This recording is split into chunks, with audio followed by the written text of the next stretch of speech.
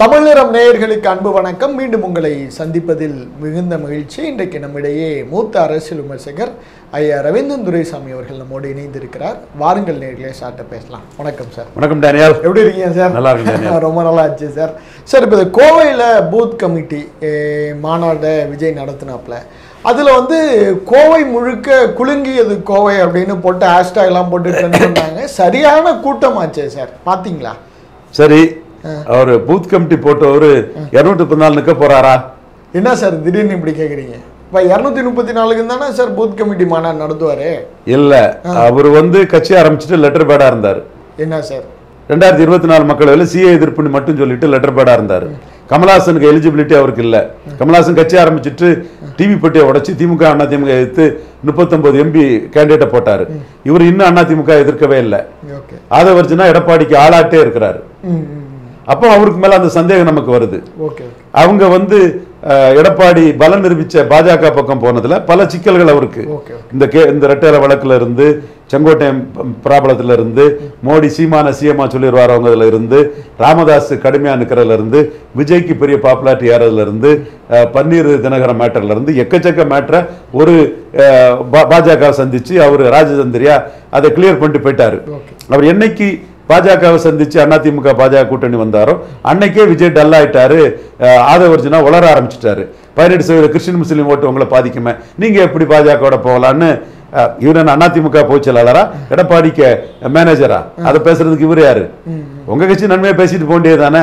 அந்த கட்சியோட லுக்காப்டர் இல்ல அது 18% போகுது போகலங்கிறது எடப்பாடிக்கு லுக்காப்டர் இல்ல. அந்த அளவுக்கு அவர் டிசப்பாயிண்ட் ஆயிட்டாங்க. விஜயும் கோயம்புத்தூர்ல இவ்வளவு கூட்டம் ரொம்ப சோகமா ரொம்ப டல்லா தான் இருந்தார். பேச பார்த்தாலே தெரியும். காரணம், அவரு தனிச்சு நின்னா எடுக்கக்கூடிய ஓட்டு திமுகவுக்கு அனுகூல சத்துருவா எடுக்கக்கூடிய ஓட்டு தான். எந்த ஒரு புது போல்ஸும் வரும்போது டிக்ளைன் ஆகக்கூடிய போல்ஸ் தான் பலவீனப்படும். எடப்பாடி தான் பலவீனப்படுவார். எடப்பாடி சீமான் பலவீனப்பட மாட்டார். கண்டிப்பா சீமான் பலவீனப்பட மாட்டாரு. சீமான் அந்த கம்பாரிசன்ல உயர்வார். என்ன சார் சொல்றீங்க? அதுதான் நம்ம சீமான் 8% வருவாரு, நான் தான் சொன்னேன். சுமன் ஸ்ரீராமன் 2% வருவாருன்னாரு. இருமனை போட்டி 4வது இருக்கிறவர் 2 தான் போவாரு. மறுக்க சொல்லுங்க சுமன் ஸ்ரீராமன் ஜியே வெசல்டல் ஜீனியஸ், அது வேற விஷயம். இந்த கருத்துக்காக மட்டும்தான் சுமன் ஸ்ரீராமனை சொல்றேனே தவிர மற்றபடி அவரோட திறமையோ உழைப்பையோ எதையுமே நான் அண்டர்எஸ்டிமேட் பண்ணக்கூடிய கிடையாது. அந்த கேரக்டர் எனக்கு கிடையாது. இதுக்கு மட்டும் இந்த இஷ்யூல மட்டும் நான் கேட்கிறேன். அப்ப நான் 8 வருவாருன்னு சொன்னேன். இப்பவும் சீமானுக்கு அன்னைக்கு நான் எப்படி 8 வருவாருன்னு சொன்னேன்னா, திமுகவும் அதிமுகவும் காங்கிரஸ் பாஜகவின் தொங்கு சதைகள் ஊதுவலர்கள் ஒட்டுணிகள் வாங்கி அடிச்சாரு.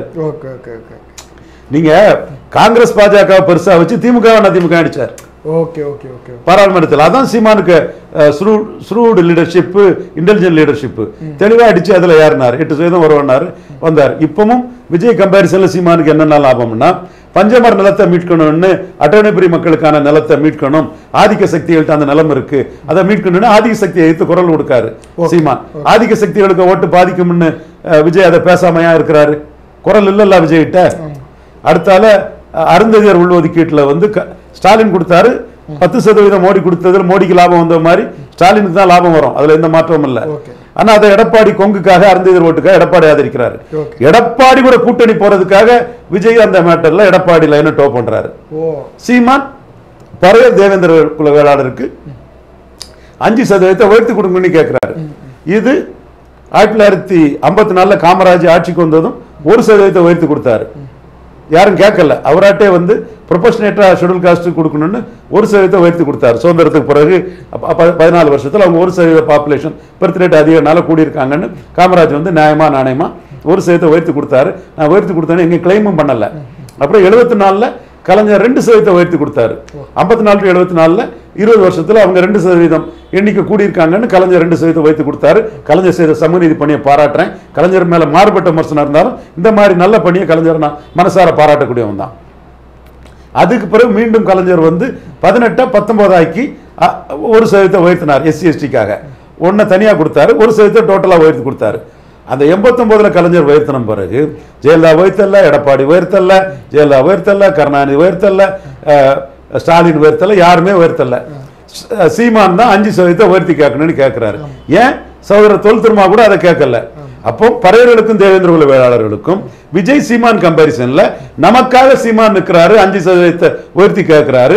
விஜய் மடிகா வந்து தன் படங்களை ஜனநாயகத்தை பார்க்கணும், அருந்ததியர் மக்கள் ஆந்திரா கர்நாடகா இங்கெல்லாம் பார்க்கணுங்கிறக்கா விஜய் அதை பேச மாட்டாரு. சந்தர்ப்போத அரசியல்வாதி தன் உழைப்புக்காக தொழில் லாபத்துக்காக சீமான் சொல்லக்கூடிய பறையர் தேவேந்திர குல வேளாளருக்கு 5% உயர்த்தி கொடுக்கணுங்கிறத கேட்காதவராட்டு விஜய் இருக்காங்கன்னு உடனே தெரியும். தமிழர்கள் யாரும் தாழ்ந்தவர்கள் இல்லை, பல்லர்களே பாண்டியர்கள்னு சீமான் ஸ்ட்ராங்கா சொல்லி தேவேந்திர குல வேளாளர் கம்யூனிட்டியை வந்து உயர்த்தி பிடிக்கிறாரு. பட்டியல் வெளியேற்றத்தை சொல்றாரு. தேவேந்திர குல வேளாளர்கள்னா யார் வேளாளர்கள் கேட்டார். இதுதான் இன்னைக்கு ஊடகத்தில் பேசக்கூடிய சில அரசியல் விமர்சகர்களுக்கே சீமான் மேல சில வன்மமும் காழ்ப்பும் இருக்கு. பட் சீமான் ஆணித்தரமா கேட்டார், தேவேந்திர குல வேளாளர்கள்னா எவன் எங்க வேளாளர்னு கேட்டாரு. அது பலருக்கு வன்மம் காழ்ப்புணர்ச்சி வரலாம். ஏன்னா அந்த முகங்களை பார்த்தா தெரியும், அவங்க உணர்வை பார்த்தாலும் எனக்கு தெரியும். பேரை சொல்லணுமா வேண்டாம், அவங்களே புரிஞ்சுக்கிடுவாங்க. அப்போ சீமான் இந்த இடத்துக்குள்ள தேவேந்திர குல வேளாளருக்காக அங்க நிற்கிறாரு. பலருடைய பாண்டியர்கள் தமிழை எவனும் தாழ்ந்தவன் சொல்லிட்டு பசுமல்ல இசைக்கு ராஜா தம்பி ஒரு பிரச்சனை பண்ணும்போது நானே கேட்டேன், அப்ப ஜெயலலிதா நாடார்களை சேர சோழ பாண்டியர் தென்னிந்தியாவில் அரச மரன்னு சொல்லும்போது நீங்க எல்லாம் எங்க போனீங்க தம்பிகளாங்கிறத நானே அந்த கேள்வியை வச்சேன். அந்த பசுமனுக்கு போயிட்டு வராரு, அதுக்கான விளக்கங்களும் தமிழன் யாரும் தாழ்ந்தவன் இல்லைன்னு கொடுக்குறாரு. இப்படி மேய்ச்சல் நிலங்களை வந்து திமுக அதிமுக அரசியல்வாதிகள் அபகரிச்சிட்டாங்க. அது வந்து ஆடு மாடு மேய்க்கக்கூடிய நம் சொந்தங்களுக்கு கையில் அது அந்த சொந்தங்களுக்கு பயன்படக்கூடிய அளவுக்கு ஆடு மாடுக்கு உணவாட்டு அந்த மேய்ச்சல் நிலங்கள் இருக்கணும், அதை மீட்கணும்னு சீமான் போறாரு. இது சுதந்திரத்துக்காக போராடி ட்ரைப்ஸ் அந்த மாதிரி சீர்மரபினர் அந்த சமூக சோதரர்களுக்கு கொடுத்த நிலங்களை மீட்கணும்னு போறாரு. இப்படி கான்ட்ரவர்ஷியஸ் இஷ்யூஸ்ல பெரியார் இஷ்யூ, பெரியார் ஆதரவாட்டு ஸ்டாலின் நிற்கிறாரு, பெரியார் பல்கலைக்கழகம் சொல்றாரு, எடப்பாடி சிபி சண்முகம் கேபி முனுசாமி இவர் செல்லூர் ராஜி, சீமானுக்கு ஓட்டு போடாத நோட்டாவுக்கு ஓட்டு போடணும்னு சொன்ன செல்லூர் ராஜி, ஜெயக்குமார் எல்லாரும் பெரியாருக்காக நிற்காங்க. விஜயும் பெரியாருக்காக நிற்கிறாரு, சீமான் தலைவர் கொள்கை தலைவராக நிற்கிறாரு. பெரியார் திடலுக்கு விஜய் போனது என்ன பரபரப்பு, என்ன பரபரப்பு. ஸ்டாலின் சீமான் சிம்பிளா பெரியார் மண்ணு இல்ல, பெரியாரே மண்ணு. அந்த கருத்தை நான் ஏத்துக்கிறேனா இல்லையான்னு இல்ல, அந்த கருத்துக்கு ஒரு 15 to 20% வாக்கு கிடைக்கும்னு சீமான் நினைக்கிறாரு. Okay okay okay. அப்போ பெரியாரிஸ்டாட்டு விஜய் இருக்கிறாரு. தமிழ் தேசிய அடையாளங்கள் பிரபாகரன், உவே சாமிநாத ஐயர், ரெட்டமலை சீனிவாசன், அயோத்திதாச பண்டிதர், ஜீவானந்தம், தென் சிங்காரவேலர், இவங்களை முன்னிறுத்தக்கூடிய முத்துராமலிங்க தேவர், இவங்களை முன்னிறுத்தக்கூடிய ஒரு ஆட்டு சீமான் இருக்கிறாரு. சோ இப்படி அருந்ததியர் உள்ஒதுக்கீடு, பறையர் தேவேந்திரர்கள், இது பஞ்சமர் நில மீட்பு, இப்படி திரௌபதி அம்மன் கோயில் ஆலய நுழைவு, சீமான தவிர யார் இது பண்றாரு? அப்போ சீமான் யார், விஜய் யார்? இந்த கம்பாரிசன் மக்கள்கிட்ட வரும்போது ஆதவ் சொல்றாரு, வக்போர்டுக்காக நாங்க எங்க வழக்கறிஞர் பேசினதுதான் அங்க நின்னுச்சு, வக்போர்டுக்காக சிறுபான்மையினருக்காக குரல் விஜயோட குரல்னு சொல்றாரு. அவர் கேட்கறதுல தப்பே இல்லை, அது ஸ்டாலின் கொடுக்கிறாரு, எடப்பாடி அதை எதிர்த்தான் ஓட்டு போட்டிருக்காரு. சீமான் கிறிஸ்டின் முஸ்லிம்ஸை இந்து அறநிலையத்தில் போடுவாங்களான்னு கேட்கிறாரு, அவரும் கேட்கறதுல தப்பு இல்லை. அதில் தம்பி செந்தில்வேல் வந்து சில விளக்கங்களை கொடுக்குறாப்புல. நம்ம ஒருத்தர் ஒரு குரலை கொடுத்தா அது தப்புன்னு சொல்ல வரல, மற்றவங்க பேச முடியாத விஷயங்களை சீமான் இவ்வளவு பேசுறது. வக்போர்டு எல்லாரும் தான் பேசுறாங்க, பிஜேபியை தவிர. யாரு வக்போர்டு, பிஜேபியை தவிர வக்போர்டு சரின்னு சொல்றா?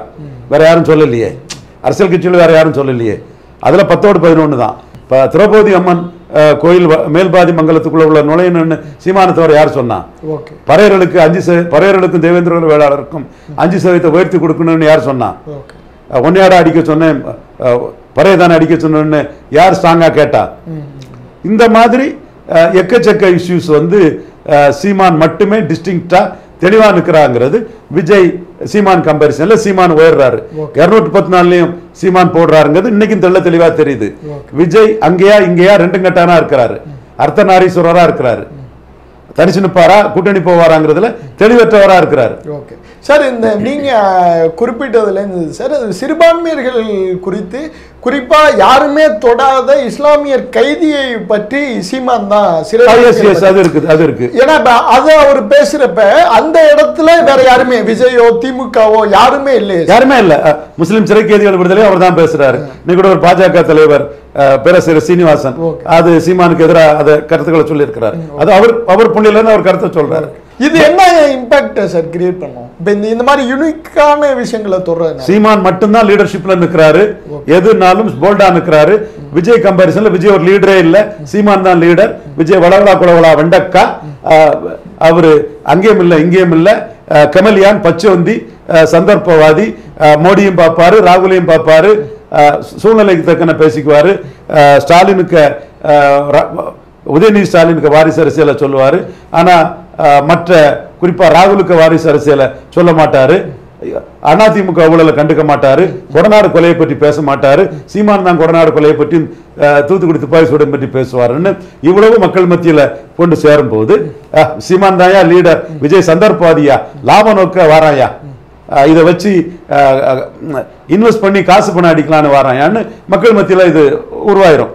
நான் சொல்லக்கூடிய இந்த கருத்துக்கள் யாராலும் மறுக்க முடியாது. நீங்க வேற கருத்துக்களை சொல்லி விஜய்க்கு கூட்டம் வருது அது வருதுன்னு பேசுங்க, அது நமக்கு உங்க உரிமை, அதுக்குள்ள நான் வரல. பட் விஜய் சீமான் கம்பாரிசன், சீமான் தெளிவான ஸ்ட்ராங் பவர்ஃபுல் லீடர்ங்கிறத மக்கள் மத்தியில கொண்டு போய் சேர்க்குது. இப்படிதான் கமலஹாசன் சீமான் கம்பாரிசன் சீமான பெரிய அளவு கொண்டு சேர்த்தது.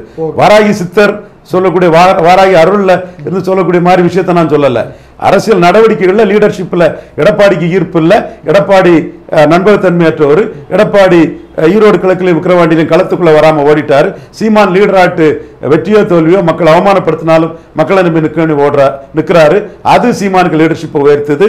விஜய்க்கு சொதப்பல் நிலைப்பாடு சீமானுக்கு லீடர்ஷிப்பை உயர்த்தது. சோ கன்சிஸ்டண்டா ஸ்டாலின் நிற்கிறாரு, ஜோதி பாசு மாதிரி ஒரு கூட்டணி பலத்தோட. தனிச்சு நிற்பன்னு உறுதியா நிற்கிறாரு சீமான். மற்ற யாருக்குமே தெளிவான நிலைப்பாடு இல்ல. சொல்ல சொல்லுங்க 26ல என் நிலைப்பாடு இதுதான் சொல்ல சொல்லுங்க, மற்றவங்களை சொல்ல சொல்லுங்க. ஸ்டாலின் நிலைப்பாடு தெளிவா இருக்குது. கூட்டணி இன்டாக்ட், கூட்டணி யாரும் பிரிக்க முடியாது, கூட்டணி அதுன்னு அவர் தன்னோட நிலைப்பாடு சொல்லிட்டார். சீமான் தனிச்சு தான் போட்டி, புலி தனியா தான் வேட்டைக்கு போகும், நான் தனிச்சு நின்று கட்சிகளின் பலத்தை உடைச்சி மக்கள் ஆதரவுல மேல வருவேன்.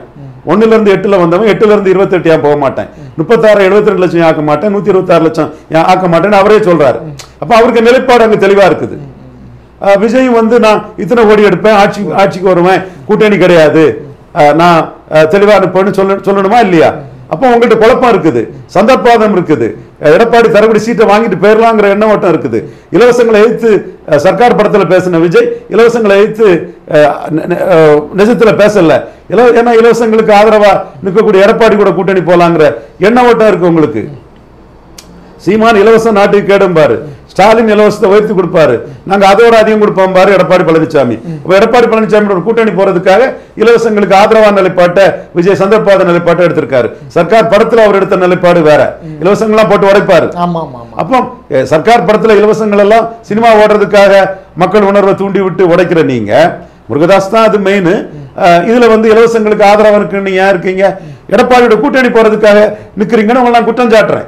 ஓகே, டைரக்டாவே குற்றம் சாட்டுறேன். சீமான் இலவசங்கள் நாட்டுக்கு கேட்டுன்னு சொன்னாருன்னா எடப்பாடியோட கூட்டணி போட நோக்கம் அவருக்கு இல்ல. ஜெயலலிதா ஊழல் பெருச்ச, எம்ஜிஆர் ஊழல் பெருச்சாலி சாராய வியாபாரிகளை கல்வி தெரிஞ்சாக்குறாருன்னா ரெட்டாலியோட கூட்டணி போகக்கூடிய விருப்பம் சீமானுக்கு இல்ல. விருப்பம் கொள்ளக்காரனா கருணாநிதி ஜெயலலிதாவுக்கு என்ன பேருன்னு சீமான் கேட்டாருன்னா ரெட்டாலியோட கூட்டணி போக விருப்பம் அவருக்கு இல்ல. உங்களுக்கு தெளிவா இருக்குது இல்ல? அதே மாதிரி ஏன் சார் துணை முதல்வர்லாம் கேட்டாங்க எங்களோட அது ஓப்பனா போட்டு உடைக்கிறாரு ஏன் சார்? அது என்ன நோக்கி வந்தாங்க, நான் பெரியவன் ஒருத்தர் கிளைம் பண்றது தானே. Okay okay okay okay sir. இப்ப அந்த விஜய் தொடங்கக்குள்ள சார் என் நெஞ்சில் குடியிருக்கும் நண்பர்கள் தெளிவா பாஜகவினர் எத்தனை பேர் வந்தாங்க? வக்போர்டு விவகாரத்தில் சீமானுக்கு கருத்து என்ன? காஷ்மீர் விவகாரத்தில் சீமானுக்கு கருத்து என்ன? சிந்து நதி நீர் அந்த விஷயத்துல சீமானுக்கு கருத்து என்ன? அப்ப கூட்டணி அவர் விரும்பலங்கிற தெளிவாகுது இல்ல? ஓகே ஓகே ஓகே பேசுறது பழகுறது வேற. நான் தான் மோடி சப்போர்ட்டர், அதுக்காக சீமான் என் தம்பி இல்லைன்னு ஆயிருமா? Okay sir. Okay sir. இப்போ விஜய் வந்து விஜயகாந்தோட கம்பேர் பண்ணுறாங்க சார். என்னென்னா இப்போ இந்த ரசிகர்கள்லாம் பார்த்தீங்கன்னா அவங்கள கண்ட்ரோல் பண்ணுறதுக்கே விஜய் மைக் எடுத்து பேச வேண்டியதாக இருந்துச்சு. ஆனால் எல்லாருமே ரசிகர்களாக இருக்காங்க, தொண்டர்களாக இல்லை அப்படிங்கிற ஒரு குற்றச்சாட்டு உங்களை மாதிரியான நிறைய அரசியல் விமர்சனம். எந்த குற்றச்சாட்டும் வைக்கலங்க சாமி, நீங்கள் ஓட்டை நிரூபிச்சுட்டு போயிருங்க, இவ்வளவுதான் உங்க ஓட்டுன்னு சொல்லிட்டு போறேன். அது இல்லாம டெக்கால்ட்டி பண்ணாதீங்க. நீங்க பலம் நிரூபிக்காதவங்க. ஸ்டாலின் 47% வாக்கு எடுத்து 33 எம்பி திமுக கூட்டணி ஜெயிக்கும் போது நீங்க 0% ஓட்டுல லெட்டர் பேடா இருந்தீங்க. 2024 இப்ப நீங்க வந்து எல்லாரும் ஜீரோல இருந்து தான் தொடங்குறாங்கன்னு ஜான் ஆரோக்கியசாமிக்கு ஒரு உளுத்து போன ஒரு வெக்க கேடான தத்துவத்தை ஊடகத்துல வந்து பேசுறீங்க. இந்த மாதிரி எல்லாம் அசடு வெளியாதீங்க, இந்த மாதிரி எல்லாம் அபத்தமா பேசாதீங்க. நீங்க லெட்டர் பேடா இருக்கும்போது சீமான் 8.2% வாக்கெடுத்து அங்கீகாரத்தை பெற்றுட்டாரு. எப்பா நீங்க மக்களவை தேர்தலுக்கு முன்னே கட்சி ஆரம்பிச்சிட்டீங்கல்ல, மக்களவை லெட்டர் பேடா தானே இருந்தீங்க. கேண்டிடேட் கமலஹாசன் மாதிரி 39 கேண்டிடேட் போட முடியலையே. சோ 26ல நீங்க ப்ரூவ் பண்ணுங்க, ஒத்துட்டு போறோம். சார் ஆதவ் சொல்றாரு நாங்கெல்லாம் எம்ஜிஆர் கணக்கு இருக்கு, எங்களுக்கு நிறைய முன்மாதிரிகள் இருக்கு, தேவையில்லாம பேசிட்டு இருக்காதீங்க. டிபேட் பண்ற உங்கள மாதிரி ஆட்களை குறிப்பிட்ட பேசுறேன். ஆதவ் தான் தேவையெல்லாம் பேசிட்டு இருக்கிறாரு. எம்ஜிஆர் மாதிரினா நீ 30 வருஷமா ஒரு கட்சியில இருக்கணும். அண்ணா அண்ணா அண்ணா கிட்ட பவர் பாலிடிக்ஸ் பண்ணோம். காமராஜன் தலைவர் அண்ணா என் வழிகாட்டின்னு சொல்லி கட்சியில அண்ணா நீக்க முடியாத அளவுக்கு இருக்கணும். சென்னையில உட்கார்ந்து துப்பாக்கி சூடுல பட்டு அந்த போஸ்டரை போட்டு ஓட்டு கேட்கணும். அப்புறம் பொருளாளர் ஆகணும். அப்புறம் 50% மேல அந்த கட்சி போனோம். அதுக்கு பிறகு அங்க சேலஞ்ச் பண்ணணும். அதுல 24.8 கலைஞர் எடுக்கணும், 30.3 எம்ஜிஆர் எடுக்கணும். எம்ஜிஆர் எடுத்தது திமுக ஓட்டு, 50% திமுக ஓட்டு தான் எம்ஜிஆர் எடுத்தாரு. இதுதான் வரலாறு. அதை வச்சு எனக்கு இதெல்லாம் தெரியாது. அவரை பற்றி சும்மா ப்ரொஜெக்ட் பண்ணிட்டு இருக்கிறாரு. இவரு பிரசாந்த் கிஷோர் ஒர்க் பண்ணும்போது ஒரு ஆளே இல்ல. பிரசாந்த் கிஷோர் நிழல்ல இருந்த ஒரு ஆள், அவ்வளவுதான். இதுக்கு மேல அவருக்கு பெரிய ப்ரொஜெக்ஷன் கொடுக்காண்டா, ஒண்ணும் கொடுக்காண்டா. அதான் சார் அவர் சொல்றாரு சென்னையில உட்கார்ந்து சும்மா அரசியல் தெரியாம டிவில பேசிட்டு இருக்காங்கன்னு சொல்றாரு. நீ பிரசாந்த் கிஷோருக்கு நிழல் தான், நீ ஒன்னும் பிரைமரி கிடையாது. Subordinate dummy piece. இப்ப விஜய்க்கு டம்மி பீஸ் தான்.